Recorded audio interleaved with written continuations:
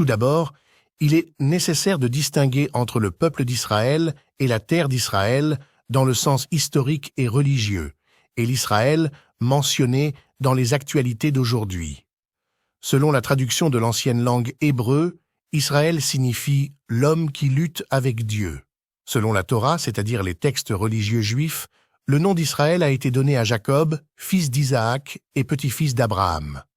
Tous les fils de Jacob, y compris Joseph, et ceux qui descendent d'eux, ont été appelés les Israélites ou le peuple d'Israël. Ils ont migré de la terre de Canaan, qui s'étend sur des parties de la Palestine, de la Jordanie, du Liban et de la Syrie, les pays que nous connaissons aujourd'hui, vers l'Égypte, où ils ont vécu en esclavage pendant plus de 5 siècles, avant que Dieu ne leur envoie le prophète Moïse pour les libérer à travers l'histoire célèbre du passage de la mer Rouge et leur accorde à nouveau le droit de vivre sur la terre de Canaan.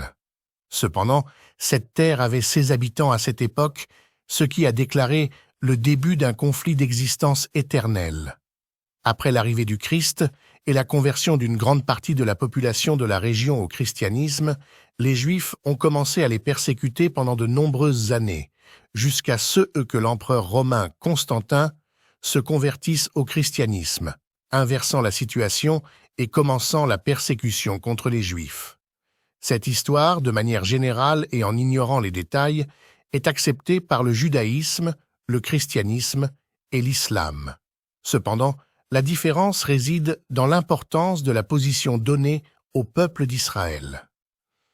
Les Juifs se considèrent tous comme faisant partie de ce peuple, qui est également pour eux le peuple élu de Dieu, se distinguant par une supériorité ethnique sur tous les peuples du monde, et ayant droit à la terre d'Israël ou à la terre promise. Alors que dans le christianisme, qui accorde aussi une importance particulière au peuple d'Israël,